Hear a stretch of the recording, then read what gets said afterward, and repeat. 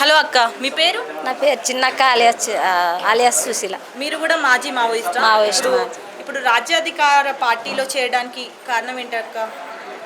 నేను చేరలే కదా, చేయలేరా మీరు? వచ్చినా కానీ కండవ గిట్లా కప్పుకోలే కదా.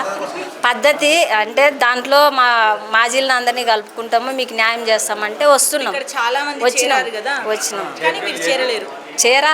చేరాలనే వచ్చినాం. Okay okay okay. ఇంకా మమ్మల్ని పిలుసలే, మాది భువనగిరి డిస్టిక్, పిలవాలి ఇంకా అన్న. ఓకే, ఎందుకు చేరాలనుకుంటున్నారు అక్క మరి ఈ పార్టీలో? అంటే ఇప్పటిదాకా పాట పడినా కదా, ఎంతమంది వచ్చినా కానీ మా రాతలు అయితే మారతలేవు. మేము ఇప్పుడు ఈ పార్టీలో మారుతాయని నమ్మకం ఉందా మీకు? అని నమ్మకంతో వచ్చినాం. ఇంతకుముందు కూడా ఒక పార్టీలో ఉన్నాము, అందులో కొంచెం జరగనిలే. ఈ పాట వాడిందే దానికోసం రాసింది మా సారు. బాధలన్నీ మా వింటారు, మా బ్రతుకులు మారుస్తామంటారు, మాటలన్నైనా వింటారు, మమ్ము మళ్ళొచ్చి కలవమంటారు. ఆఫీసర్లు ఎందరో మారినా మా తలరాత ఇంకా మారదా, కన్నీటి బాధ మాదిరా,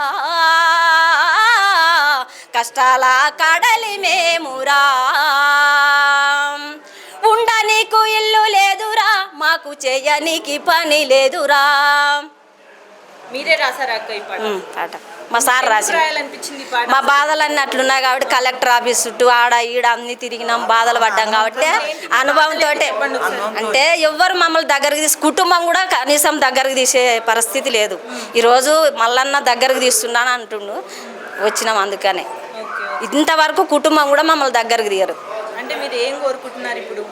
ఏం కోరుకుంటున్నాం అంటే మాకు ఏదైనా న్యాయం జరుగుతుంది, మేము బతకొచ్చు అని కోరుకునే న్యాయం ఏంటక్క? బహుజన తెలంగాణ రావాలని కోరుకుంటున్నాం.